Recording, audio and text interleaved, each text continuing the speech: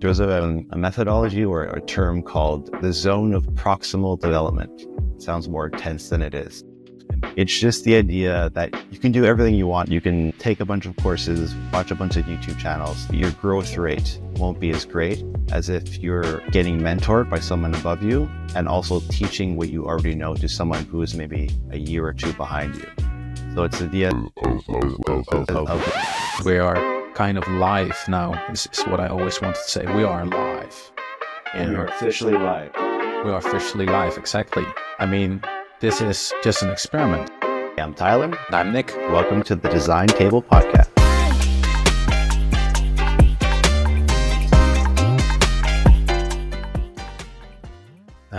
So today, very specifically to the name of this show, the Design Table Podcast, I think we should talk about having that seat at the table as a designer in a startup or corporation or any type of organization where you have designers doing their thing.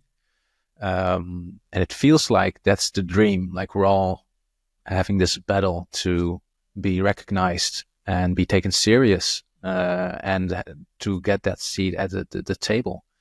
But I'm also wondering, should we really want to have that seat at the table? Are we qualified and equipped to do something like that? Because it isn't as easy as it looks, I think that's something we should really discuss. What do you think? Yeah, do you have dreams to be one of the big shots at the table as a designer? I think so. I think it also depends on how you define, what does it mean to have a seat at the table? Yeah. I think that's different for everyone. Does it mean that you want to go through the leadership path and have more responsibility, or is it more that you'd like more control or a voice or a more design voice within the company? So it could be the fact that you're an IC and you feel like your design work is being blocked by just the organization as a whole. So you don't feel like design has a place within a company. And then if we don't block that, you can do your best work, and maybe that's enough versus going down that leadership path. Right. Yeah, that makes sense. I think that the thing you mentioned first is something I see in my own, maybe character perhaps, or while looking around me, the desire to have a quote unquote seat at the table mostly is because you have design and then there's a stakeholder who's like, nah, not going to do it. Let's make it more simple. That thing is too much work. And then you're like, oh man, I wish I had more to say about this. And then that dream comes up of, if I had a seat at a table, then I could say no to the manager who's saying no to me. And then we'll see who's in charge, I think that's the gut feeling. Well, I personally have sometimes, and I think quite a few designers have, because we can be quite protective of our designs. I think so. I think part of being at the seat of the table requires language. There's specific language that everyone brings to that specific table. And I think that's the language of business. So oftentimes we as designers focus on aesthetics, and maybe we're not properly communicating to everyone at that table, the stakeholders, the true value of what we're trying to push forward as a design or a feature, etc. And we're not speaking business. So it's less about this will be more pleasant for users. This will increase conversions. This will increase retention. We have to speak the language of business. I think as the first part, having a seat at that specific table. Right. Yeah. Well, that makes you think about a whole list of qualifications and skills and perhaps experience you need to have to not only get a seat at the table, but also survive your time at the table. So then you have speaking the language, but perhaps also, part of speaking a language is also knowing what to say and when to say it, a bit of stakeholder management, when to push back, when to perhaps take a loss for staying on someone's good side, and then later coming up with something you want to sell to a stakeholder, because you probably wouldn't be able to if you really pissed off that stakeholder in the beginning because you're very idealistic about your design. Like that kind of strategic thinking on top of language is very important too. Yeah, I think that's you hit like the nail on the head there. I think learning to know when to take a loss, like it's always a bit of give and take. Like if you're constantly striving to win every argument, you're essentially building a relationship. So if you're always trying to win, the other person doesn't feel like you're truly collaborating, and it feels like more of a fight. So taking losses on things that are not super important to you, I think, are super important strategy. Yeah. Well, one of the things I like from practice that I'm thinking about now is like we learn in school, boot camps, and educational, all these places, or design content websites where you have to test everything. Like that's what people teach you, right? As a junior designer. And then you go to your first job, and then you're like, I have to test this. I have to test all of the button placement and use of color and layouts. And then a stakeholder is like, well, we don't have time for it. That's something I think relates to what you're saying. Like if you are trying to test everything, and then everyone's angry at you, you're fighting all these battles, and then at some point you will get nothing done anymore because they will see like, oh, there's the guy again who's, he never agrees with anything. But then knowing like, okay, well, out of these 10 things I want to test, maybe we should test it everything at once as a big flow instead of all these individual tests. Then it appears like you're only selling your stakeholder one test instead of 10 small ones. That kind of strategic thinking, I think, really helps. Zoom out, test the big thing instead of all the individual ones. I think that's a much easier conversation to have at this design table versus trying to win everything. Exactly. Because I think the common goal is to make the business succeed. And I think everyone kind of has their particular level depending on which department they're in. So to that point, yeah, putting things in buckets. Should I test everything? Ideally, but we're in a fast environment and we need to get things shipped. So knowing, okay, is this a feature is it a common pattern that we see every day? Yes. Okay, let's just push this out. Or versus something completely new and inventive, we should definitely test it and validate it with some user sessions or pushing a POC to make sure we're giving the value that we thought we'd be pushing. I like what you said at the beginning of this part, where you said like we want the same thing. I think that's a good thing to remember. Like your stakeholders aren't your enemies. No, they're not. And I think a good tactic to always be mindful of is that I think we're individuals. We're selfish sometimes. We all kind of if you're working, your goal is to get promoted, to move up the track. And sometimes you can be tunnel vision in ton of your success, but like to really prove your value, I think it's to bring yourself up with someone else with you, to show that your value is not to yourselves, but also to the team as well. So if leadership management sees, okay, Nick does a great job in his individual domain, but also the performance of people around him go up as well, that's more valuable than just individual success. Right. And maybe if you are like the second example you just gave, maybe that makes it more likely for you to be invited to this so-called table, because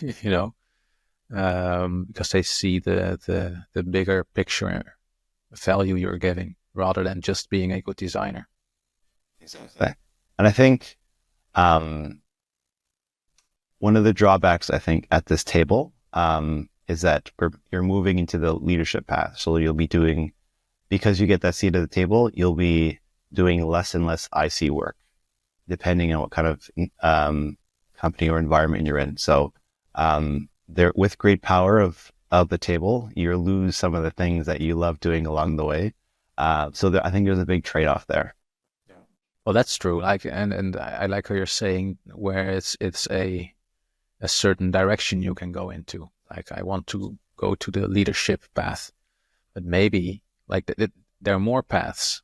Like, you can also become the design expert, like where you're really about craft and skills. Like, you're really good at what you're doing. You can do a project on your own. You don't need supervision. You know what you're doing, start to finish.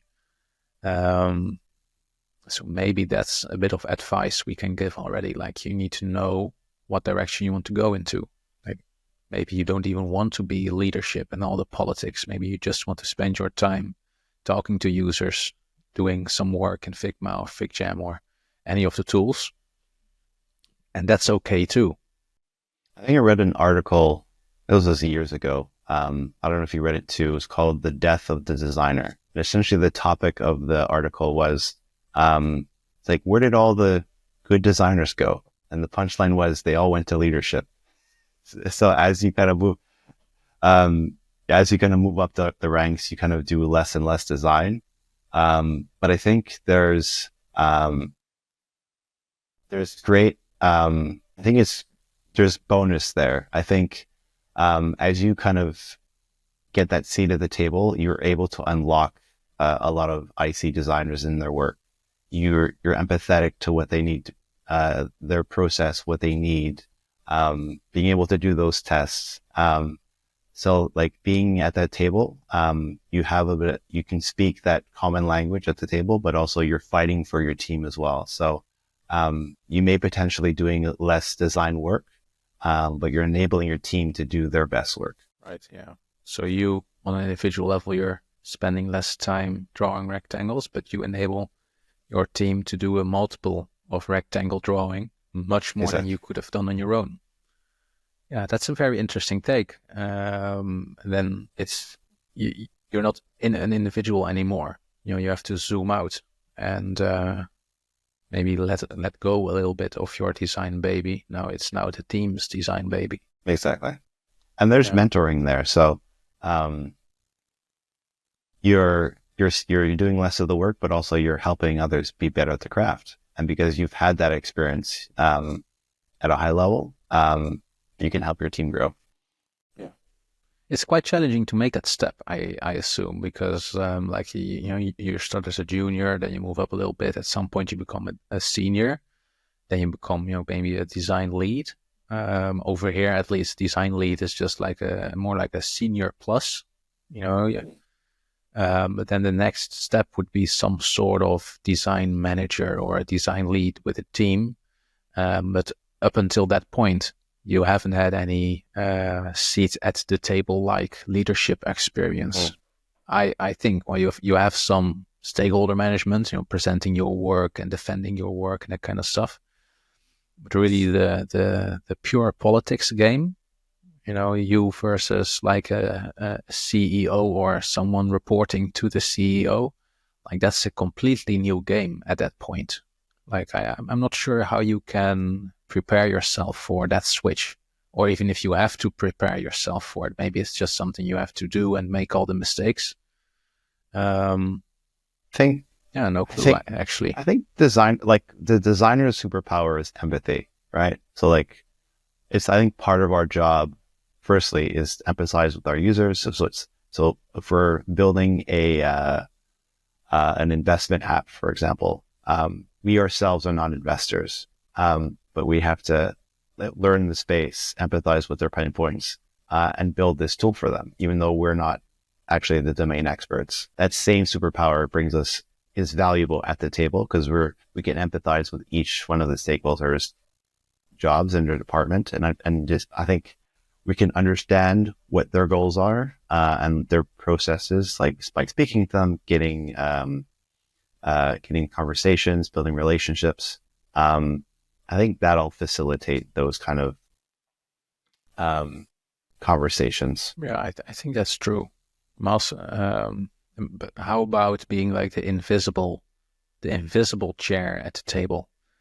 Like where you are not officially like a manager or anything, but if you are like an IC, you do your design work, but when you hear in lunch break talk or Slack a random channel talk where people are talking about like, wow, this onboarding, we did a test and this thing didn't really work, but we are going now in that direction. Like when you spot the opportunity, like, hey, there's something where they're like, hey, this result isn't that good. Let's see if I can make something, casually reach out to that person, show them like, hey, I made this, maybe that would help.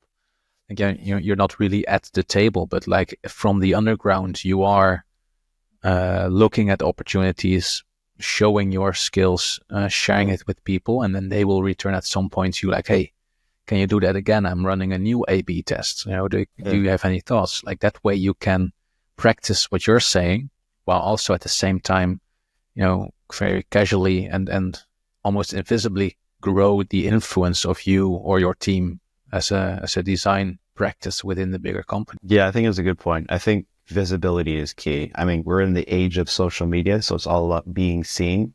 But that same methodology applies in the workplace.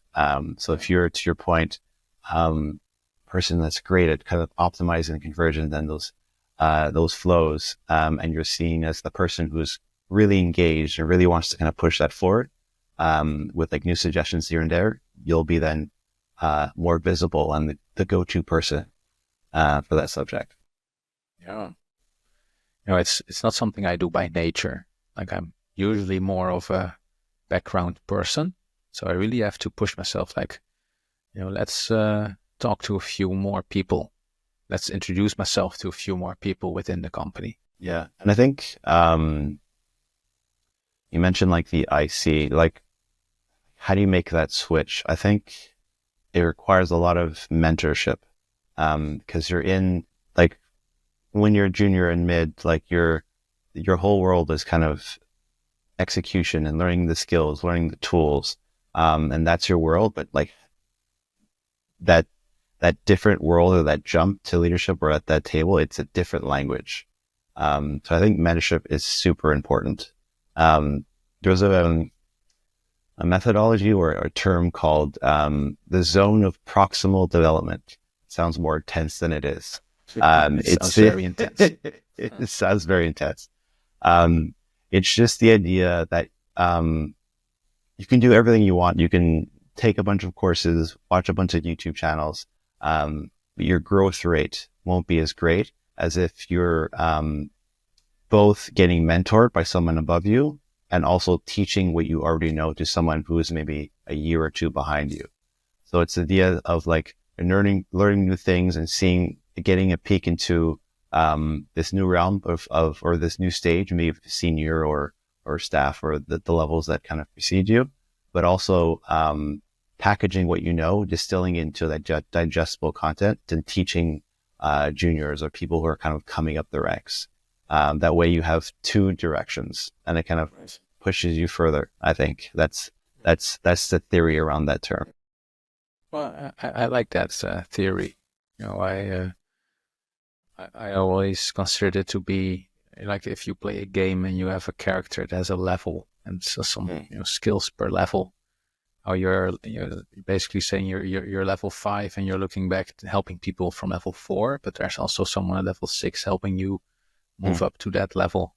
Like does that happen at your company, where you're working? Like, do you have or give perhaps mentorship? I think it's also always important, like regardless of like if there's juniors or people at the same level, I think you can learn regardless. But I think it's the act of teaching something that you know that others don't. It gets you in that mind frame of like, you actually understand the topic better if you teach it versus this vague thing that you know how to do. If you're able to kind of communicate it in a clear way, you get better at it somehow. Like your domain knowledge or your expertise in that specific thing or subject gets better because you're able to communicate it. So you mean being able to put it into words is much harder than just having that gut feeling of how something works.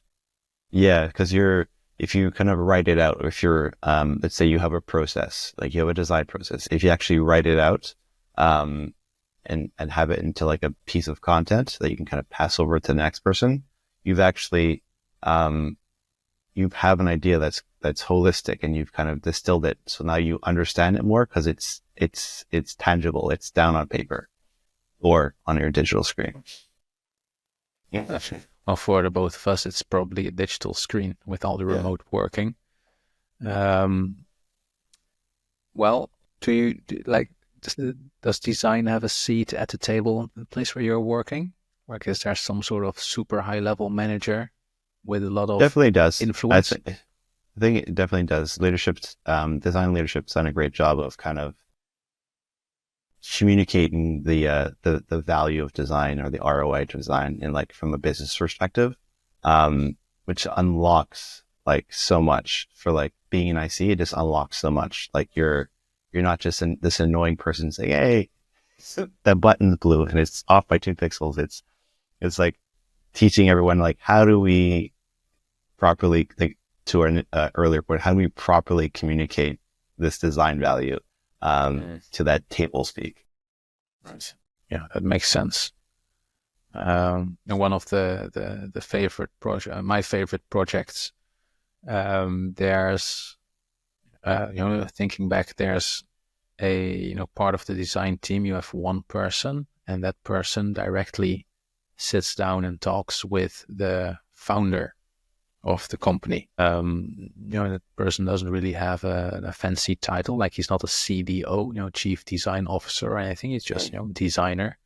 But he is very close to the fire. Like he has weekly moments with the founder. So that person really has a seat at the table without it being very fancy, and like there's not too much pressure. I feel like that's a very healthy place to be in as a design team. Like you have this direct line with the founder.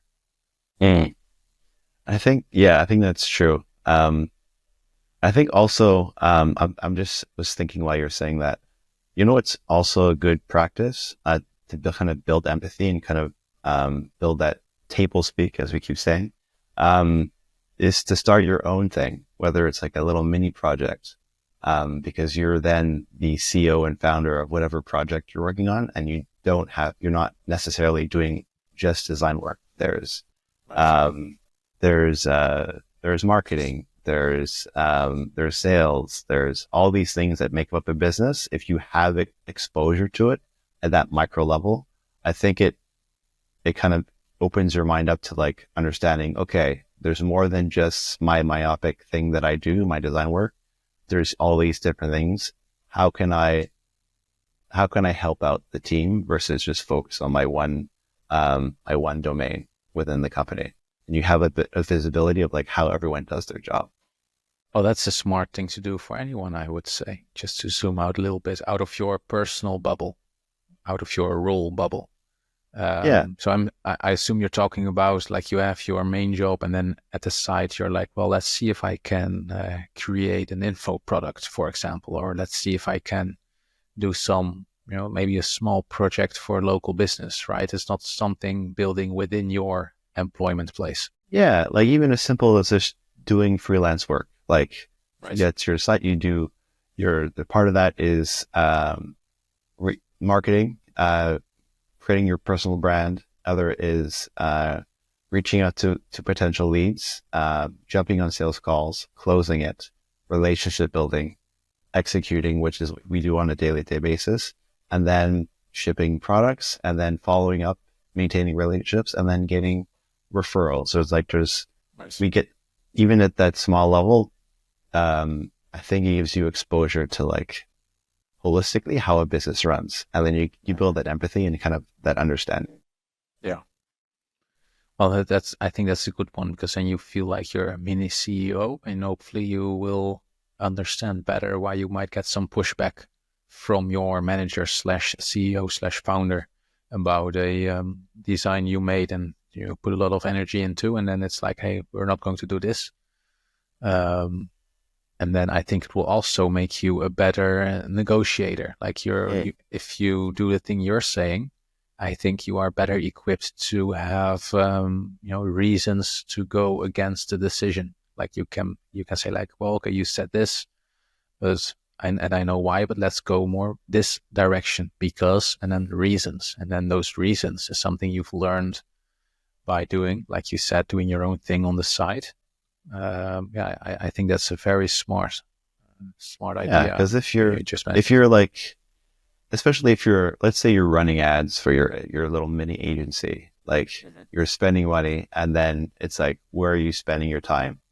Is it Yeah. is it refining designs and then spending too much time kind of designing pixel perfect ideas versus shipping it quickly and then identifying what the problem is that your clients need and correcting it and then going on to the next. So it's being that business owner, having that business owner mindset. Exactly. It's just getting that purview of like, okay, there's more than just this part. We have to have a little balance. Yeah, that's true. And I also think, the empathy, you can learn it by doing your own thing. Also, maybe perhaps by considering your talks with your stakeholders as if you're doing user research. Mm. Listen to them and the pain points. Just use a fancy UX term like what pain points do they have? Like, are they afraid of running out of budget? And do they think design, user testing perhaps will take up all that little bit of budget that they still have? And then can you convince them that it's actually very efficient and a time saver in the future? Or maybe the founder is afraid of, he just spotted a competitor with a huge update to their platform. And then they're like, oh, they're really going to take away all our clients. Like that. That's, I think, a fear many founders will have. And if you can play into that fear, not in a way like you shouldn't say something like, "Hey, if we're not going to do this, you will lose all your customers." Like that's that's not the way Yeah. to do it. But if you understand and empathize with their fear, and perhaps you can have a discussion and tell them about like, well, maybe we should do some competitor analysis, see what they are doing, see if we can take away the wins they have. Like, what can we improve? That will give you more design work, more influence. So in a very positive way, listening to your stakeholders as if they were your users, I think is a good addition on top of the thing you're suggesting. The empathy in both ways. Definitely. Yeah. It's like, it's everything. Again, it's down to empathy and then how to best collaborate. And by a byproduct is showing your value there. Yeah, sure. Well, but there's quite a gap, I think, if you look at your default boot camp, or perhaps even a full education. I don't think I see a lot of how to manage stakeholders, how to show empathy kind of curriculum. Like, it's very much, this is design thinking, step 1, step 2, step 3. Oh, and Yeah. talk to your users, like the whole, like the very off-the-shelf default design thinking double diamond way of working. Like, that's the thing people are getting taught. They teach all these things, but yeah, perhaps it's lacking a little bit in the soft skill area. Yeah. I think that's lacking in, I think, education across the board. Like you know this, and I know this. Like, we went to school to learn our thing. And that thing that we learn in school is maybe 10% of our day to day.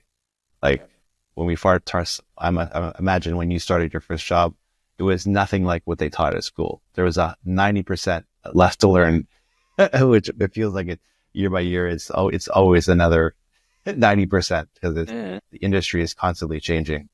Yeah, very much true. Yeah, yeah. A lot of that. I did a 4-year education, like a full education, like a university thing to become a designer. And in the 3rd year, I had an internship. And in the 2nd week, I was like, whoa, I've learned more in 2 weeks than I did in the previous 2 years in school. Yeah, I think it's true. I think you learn like the tools, the theory. But there's no practical advice, I think. I think you can only get that from being on the job and in the job doing the thing, because every business is different. Every business runs differently. This depending on the size, the makeup, the chemistry, like the culture is different, which heavily affects like your data, like just the culture itself of a company can affect how your day to day runs. Yeah. Oh yeah, for sure. Um, but I think there are a few universal rules, like the things we've been discussing, right? The empathy, being visible, showing your value, that kind of stuff. I think that works regardless of the place you're at. Like if it's a government agency, corporation, or volunteering work, or anything in between, you need to show your value and be visible to show the value. But I think the big challenge is to really translate that theory of I need to be valuable into a way that fits the current situation.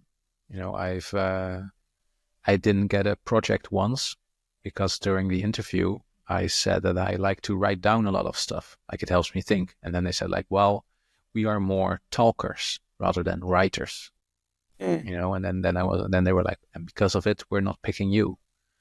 You know, and at the time I felt very silly about it, like, well, but that's just the way I do things, you know. And it's been years, by the way, so I don't care anymore. But you know, I think that's an example of, okay, I know I need to show value to get a seat at the table and to survive over there, but what's the best way to do it in this particular company? And that's very challenging. And all I can come up with as a bit of advice is to not want to show your value from the get-go, like not from day one, but take a few days or perhaps even a few weeks to you know, see how people communicate in that company, and then see if you can mimic their way of doing. Like, are they talking? Do they like to have like async, like Loom kind of communication? Or are they more of a let's have a meeting for everything kind of people? Like, and then once you know, then you can, you know, mimic and try and communicate your value in the same way. But it's very challenging, especially if you're eager to impress, you know, maybe too eager. Yeah. I think, yeah, to your point, that's a fair point. I think you have to be a chameleon. You have to kind of mirror the environment you're in. And so, I think, at least at the start, it's about asking a lot of questions. And also you can be perceived very valuable if you're the one asking questions versus suggesting things first. So it's about like having a base understanding, asking the right questions, asking interesting questions, so that you kind of get a gauge of like how everyone likes to work, to your point, and then you can kind of impose your methodology on top of what already exists. Mm-hmm. Yeah, that's true. That's true. I had a project once where I came in as a senior designer, but the only senior designer, like they had a design team. They lacked a bit of structure, and they were like, well, let's find someone super experienced and see if that person can you know, help elevate the team. So then I came in, and then the manager was you know, in the first day he took me to the side. He was like, okay, Nick, listen, you know, they have high expectations from you. So whenever you feel like something could be done better, just let us know right away. You know, so then I really had like this. They really gave me the opening from the start to just, you know, suggest and improve and give feedback. That was a very strange situation, quite frankly, to be in. They really allowed me to do whatever I wanted, which I don't think is the default way. Like the default way sounds more like what you're saying, like let's ask first and look, and, you know, then only later start with the feedback and the suggestions. Yeah, I think that's a good example of like a great way to be as like a company or a culture, is like open to feedback and change, or else you can't evolve, right? So if you're stuck in your ways and this is how we do things, and we're not going to change because this is how we always done it, you're going to stagnate at some point. Because like as you grow as a company, if you're 10 people, there's a different way of working versus if you're 20, versus if you're 30, 40, 50, 100. There's different skill sets at every level that you have to kind of incorporate and learn. So it's about evolving and kind of like what we do. Test the landing page, test our process as a company, test how we do things. Yeah. See if we can Yeah, I optimize feel that. like that's the big thing, which is like as UX people, like we have this way of let's just try, see what happens, analyze, improve. Like we're very skilled at doing it in a project, but when it comes to applying it to ourselves, like how can I improve as a person? How can I how can I analyze perhaps my stakeholders? Or another funny example is like how can I test and improve my portfolio website? Suddenly it becomes very challenging because it's more aimed at ourselves, like we're a part of the thing we're testing. It's Um, always the worst. yeah, Yeah. that's way more challenging than looking at something, made out of ones and zeros. It's like it's very technical. Like, okay, this project, I'm outside of the project. It's much easier to analyze. Um, for me, that's a challenge. At least, I can be very emotional about projects. I'm like, well, let's do it this way because I think it's the best. And then I'm like, no, wait a minute. There's more factors at play. Let's take a step back, analyze, and see what the other people are thinking, and how can we find middle ground. That kind of stuff. Yeah, that's very hard, and maybe for a junior person listening to this, well, it can take years before you get any kind of proficiency at it. Let alone mastery. That's probably a career-long thing you're trying to work at. Yeah. It takes time. It's not everything in life is hard. Nothing's easy. So it's all of, yeah, especially if your portfolio, you're emotionally invested. It's your baby. It's your thing.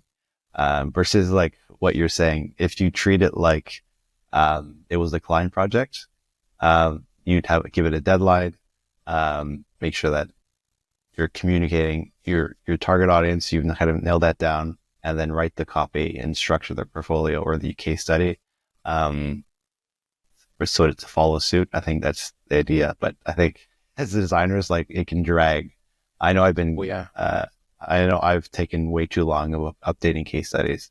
What should take like a couple of days turns into months and weeks, half a year. So, Oh yeah, for sure. Well, I looked at my portfolio website once, and it said that I'm 28. Well, I'm 32 now. So that there was a realization that I didn't update my portfolio website for 4 years so far. So that's a bit shameful, but at the same time, I'm also like, well, it's probably because I've been busy. So then that's a positive way of looking at it. I was going to say exactly. It means you're doing well and you don't need it. You've probably built it up through relationships and working enough that you don't need to show anyone your portfolio. Yeah, I think so too. Well, maybe we should answer the main question. Like summarize it. Like, should designers want a seat at a table? Yes or no? Like, what would you say? Say yes, maybe. I I think first you have to decide what your career goals are. What do you like to do? Is that being an IC, doing a lot of the work? Is it because you want to go up that leadership rank and then you're kind of forced to kind of understand how the table works? I think if you're, my advice, if you're the person who loves like getting their hands dirty, doing the IC work, it's just getting that communication, that storytelling muscle down, to properly articulate like, the value or the work that you've done at a business level and not at design level. Speak less. I think it goes without saying we have to understand color theory, typography, white space, like all these things that we do. Not everyone knows and has to know, other than our design collaborators, at that granular level. I think if we just communicate its value from a business lens, I think that'll be enough. And you don't necessarily have to have that seat at the table. It's how you communicate and storytell.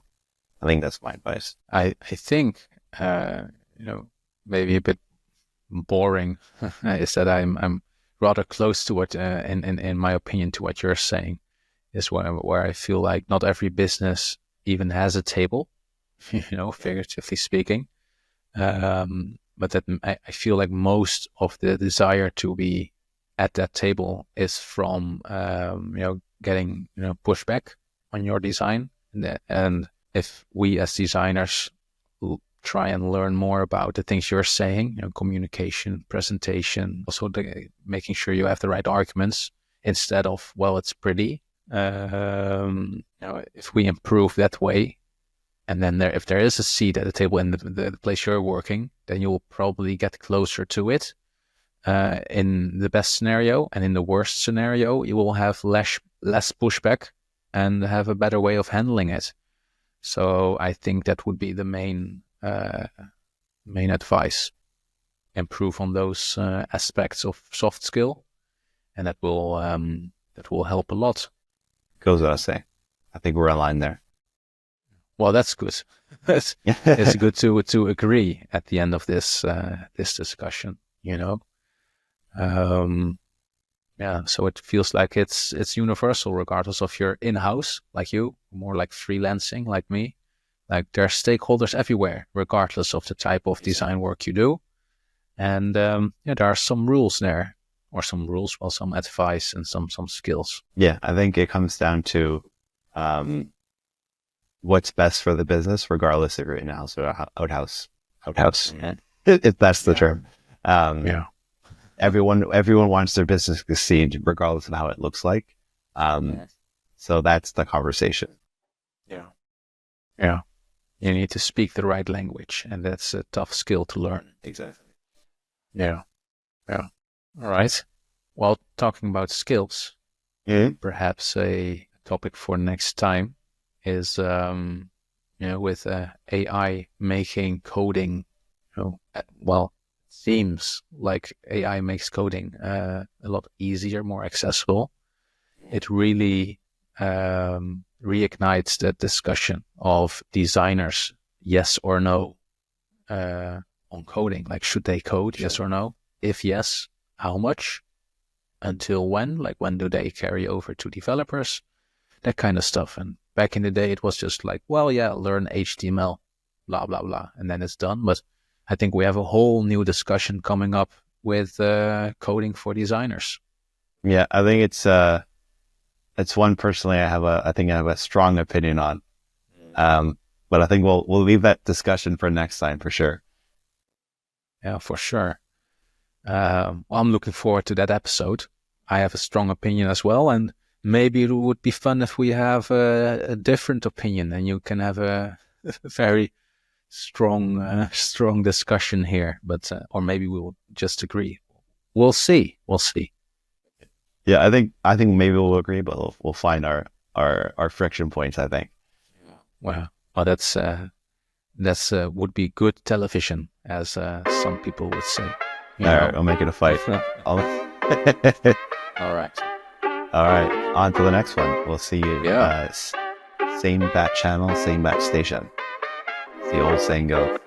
Yep, that's the one.